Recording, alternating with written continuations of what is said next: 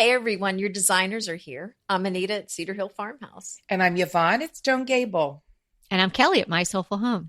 We've got tips and tricks and decorating advice for you today, so let's get started.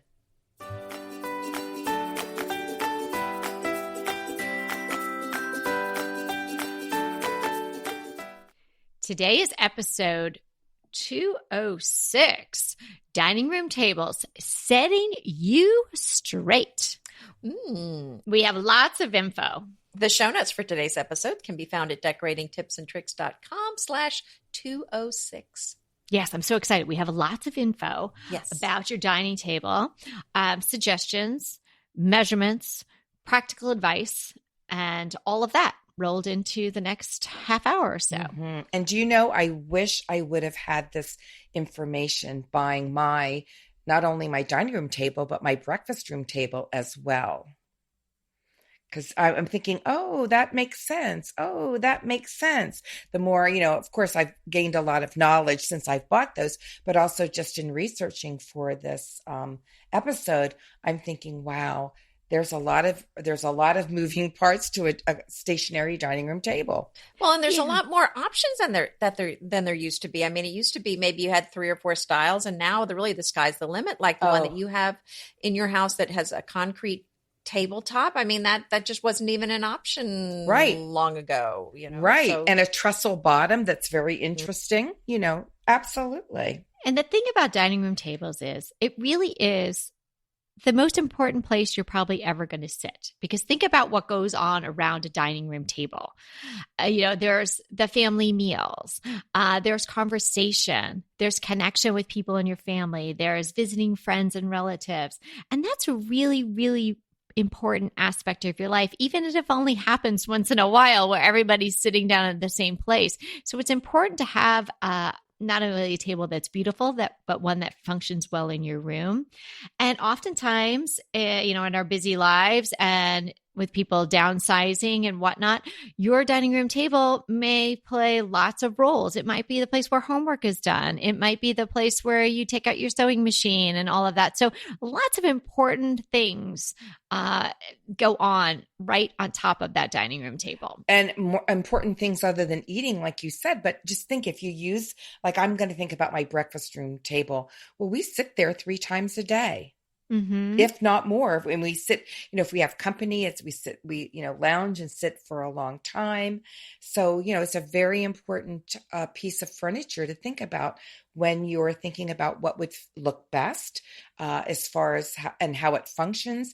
And of course, the all important, does it look nice in your house? But we're going to talk about more of the functional end probably first. Yeah. And I read something, Barbara Corcoran, she is the real estate guru and mogul of Corcoran Real Estate. I know they're big everywhere, but I know they were really, really big in New York City when I was living there. So Babs says, and she should know, that the dining room is the second most important room after the kitchen for resale. Really? So, yes. So that so many homes don't have it now. I know. And she didn't say this years ago. This is a very recent quote. So it's maybe the rest of the article went on to say, and she went on to mention that it may not necessarily be the fact that people feel they're going to use that room that much, but there are a few things that go into it. It lends a sense of elegance and value to a home if it has a nice dining room. And people also, she feels, they may live into the fantasy that they're going to have a lot of, family meals and Norman Rockwell-y things going on in their dining room. But for whatever the psychological aspects, versus the practical aspects are, she knows this based on her, life experience and research, that the dining room is the second most important room. So therefore, the dining room table is important within that room because it is the main piece of furniture in that room.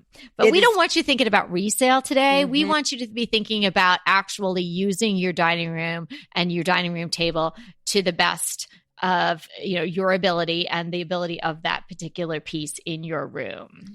Well, I think one thing you really do need to keep in mind, and to me this is one of the most important things, is how big is your room? Because even if you say, I need a table that's going to seat 12 people, if your dining room's not big enough for that kind of table, it ain't going to work. So, I mean, You know, I think you hit the nail on the head, Anita.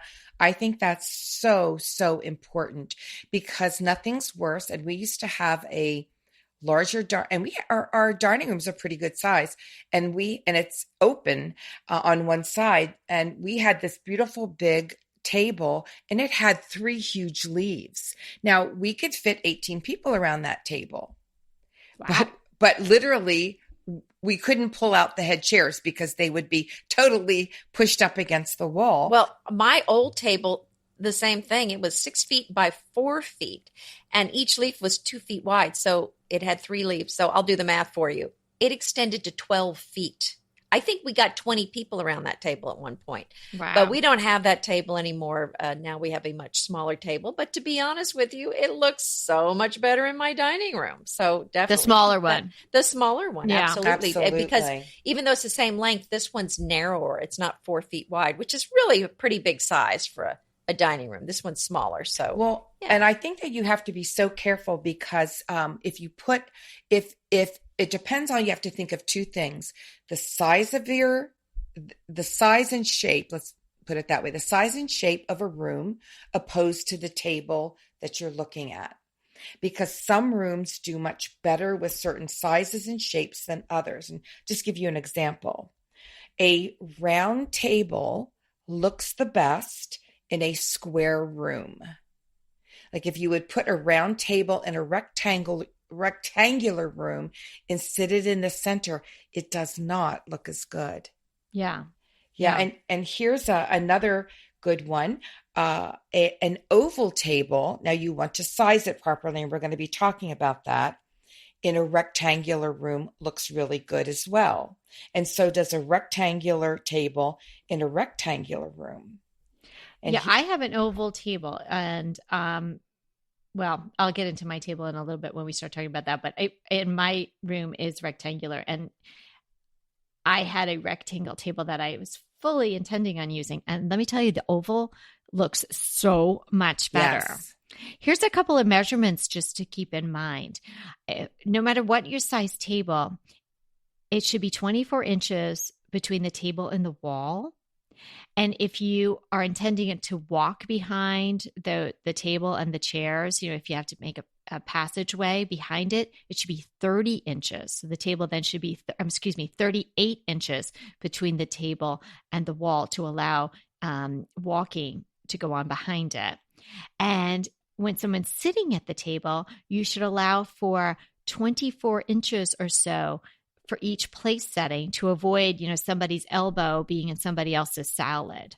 Now, see, I think that's rather generous, especially if I'm thinking Thanksgiving dinner. Now, if we're having people over, company, and just having a fun evening, 24 inches is great. But, you can fudge that a little bit if you're having, depending on how big your group is and the occasion, and how you don't want them sitting there for 2 or 3 hours if they have less than that, eat and go somewhere else. But you can fudge those numbers just a little. Oh, yeah. And if you're having friends for Thanksgiving and people are happy to be invited, they'll be squished in. But, you shouldn't plan on, this is now my forever table like this, and I'm giving everyone, 10 inches.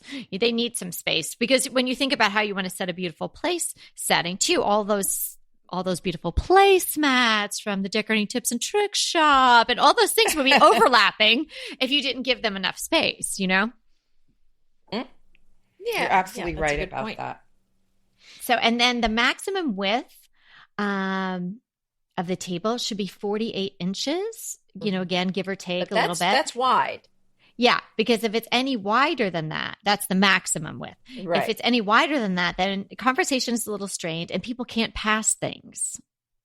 It's a little challenging. Somebody would have to, get up and lean over. Well, it's interesting you say that. We've got a round table at the farm, and it is 60 inches. Mm-hmm.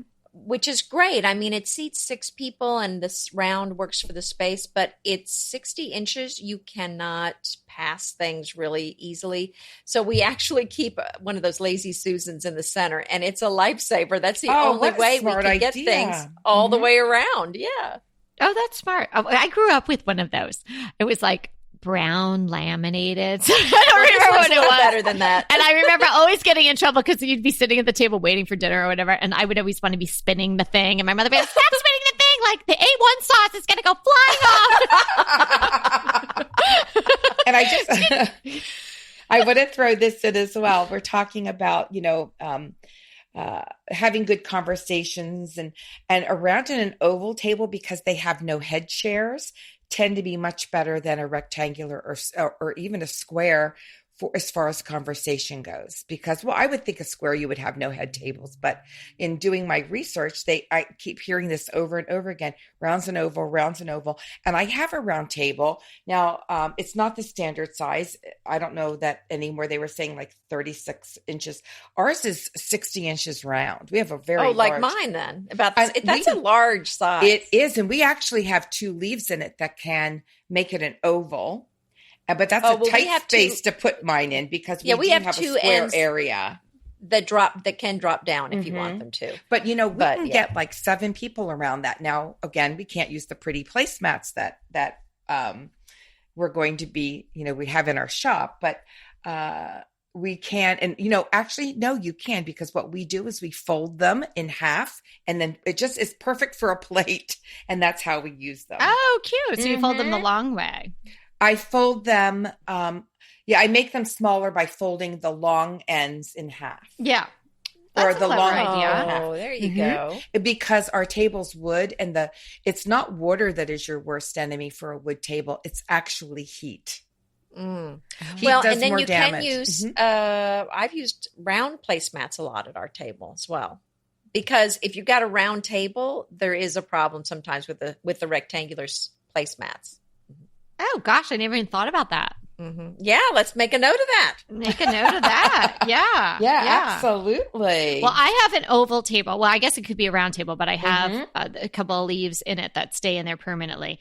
And my table, I don't really worry about too much because, scuffs or I would not like a burn, but, watermarks or anything, because it is very much patinaed to start out with. And I bought it at a Girl Scout yard sale for $75. Very nice. So happy to get it. I love this table so much. And it really does. I'm sure I would love it in a vacuum, but it is so perfect in my room, which, as Yvonne said in the beginning, is a rectangle. So it's an oval table, which is, made smaller would be a round table. So if you see a round table and it has leaves, it becomes an oval table. It just doesn't become this gargantuan round table, right? So it becomes more of an oval shape as you add the leaves.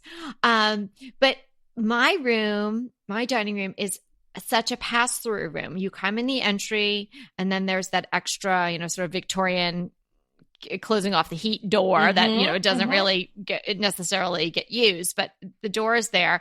So there's a doorway, and then you come into the dining room, and then you can see right into the kitchen. And then if you went also to the far right, you'd be in the living room. So there's lots of traffic going through my dining room. It is really the epicenter, whereas, the kitchen is really the center of the home. But geographically placed, my dining room is the epicenter. You have to go through there to get to the little office. You have to go through there to get to the kitchen, to get to the backyard. So I can't have a big giant table where you'd have to shimmy past chairs and whatnot. What size As it table is, do it's you pretty have tight. in there? What size is the table? I think it's, I haven't measured in a while, but I use a runner that's a 120, and it hangs off about 10 on each side. So I guess it's about high 80s to 90. Okay. Yeah. But I highly recommend an oval table, because a lot of dining rooms are going to be rectangle shaped. And if you have little kids, you don't have the edges to worry about. And again, you can make it smaller and make it into a circle if you wanted to. Don't you just love a great recommendation from a friend? Well, we're delighted to be recommending these companies and their wonderful products to you today. And let them know your friends at DTT sent you. Green Chef is a delicious delight any time of year, but especially during the holidays. What a wonderful vision to behold as the Green Chef boxes on your doorstep. Green Chef is the #1 meal kit for eating well. And it makes eating well so easy with plans to fit every lifestyle, whether you're keto, paleo, vegan, vegetarian, gluten-free, or just looking to eat a more balanced diet. So let Green Chef take the work out of eating clean this holiday season. And if you've got guests coming, shop Green Bundles. They're now available at the Green Market. It's your one-stop shop for nutritious grab-and-go breakfasts, including vegan options, brunch kits, wholesome lunches, ready-to-eat snacks, veggie sides, and more. You can feel your best this December and do your best with Green Chef because they offset 100% of the delivery emissions as well as 100% of the plastic in every box. Go to greenchef.com/60DTT and use the code 60DTT and get 60% off plus 20% off your next 2 months. greenchef.com/60DTT and use the code 60DTT to get 60% off plus 20% off your next 2 months. Pesto pork chops over Parmesan polenta. Not that easy to say, but oh so easy to make with Green Chef. Green Chef is the #1 meal kit company for eating well, and we have such a great deal for you. You're going to save $250. Listen on for the details on that. Green Chef makes eating well easy for any lifestyle, whether you're keto, paleo, vegan, vegetarian, gluten-free, or just looking to eat more balanced meals. You know, we're getting into the busy holiday season, so it's a perfect time to have Green Chef help you out. Let Green Chef take the work out of eating clean this holiday season with their chef-crafted, nutritionist-approved recipes featuring fresh ingredients and nothing artificial.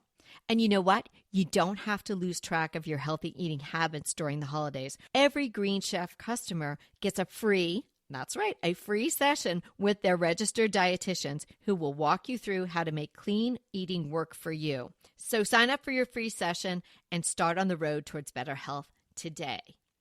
And that deal I want to tell you about, visit greenchef.com/DTT250 and use the code DTT250 for $250 off your order. So that's greenchef.com/DTT250 and use the code DTT250 for $250 off your order. When you're thinking about a dining room table, again, think of what is the best use for you. You know, an oval table may be perfect for you. A square may not. A rectangle won't. Even though I love the idea of a square table, when I was looking at my breakfast area, we went with a round because I thought the square just would look odd in that spot.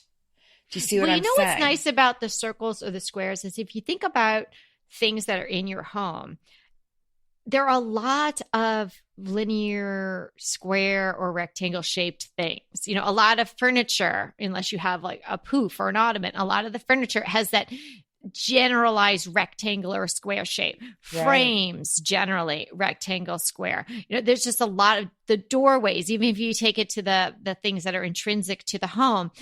The walls are generally sort of squares. There's a lot of that shape. So it's kind of nice to throw in something that's round, which, you know, round is kind of, it's a little bit more of a soothing shape in a sense.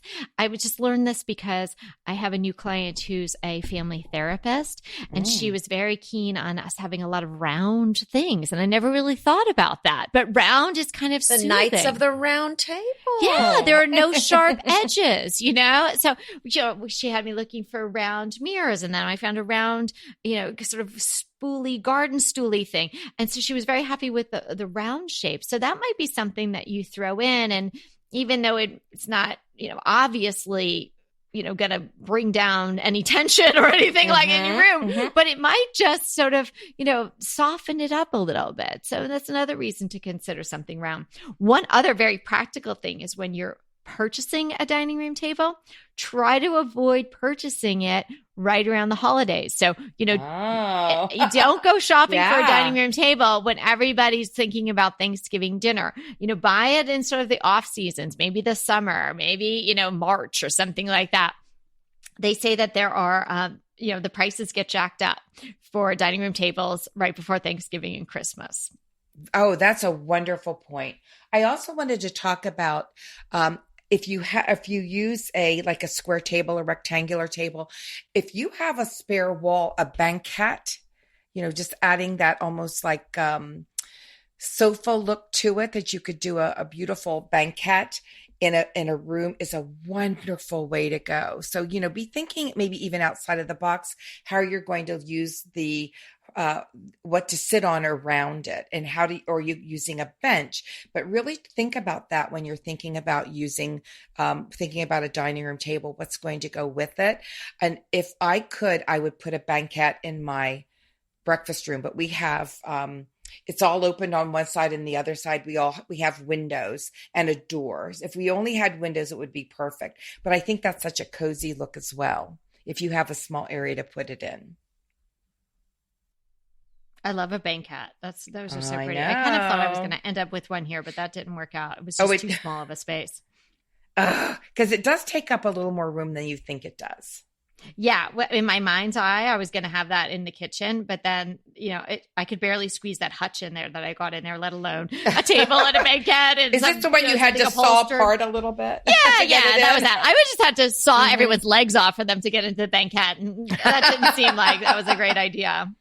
I like the idea of a big long bench, and I actually have a church pew that I was thinking about using with the table, but it does make it difficult when you get up and down. You have to pull it out for everybody. So we're not really, I moved it somewhere else. Yeah, that probably, the idea of it sounds great, but it may not be that practical. Right. That's one of those looks gorgeous, execution. Maybe it's not going to work. Photo so well. shoot be fabulous. Yeah. Right. To live with, maybe not so much. Here's the other thing that I think you really need, and people don't consider this. You really need to consider the visual weight of your table, and also the color, like if it's a wood, the color, if it's a natural product like marble, because if I've seen this so often that maybe not so much today, but let's say 20 years ago, people would put these big mahogany cherry monstrosities and they would fit in the dining room, but the visual weight was so heavy, it looks overwhelming. So not only do you have to really look at the true size of it, but, what is it going to look like in there? Is it going to have such a heavy visual weight that it is not going to work? Maybe something a little smaller wood, or the color of the wood. Are you choosing something that has a lot of visual weight? Or like I said, is it glass topped, which has very little visual weight, and maybe just a trestle or something that holds it up that's very light as well. So you have to be thinking not only of the size, but how much visual weight it has as well.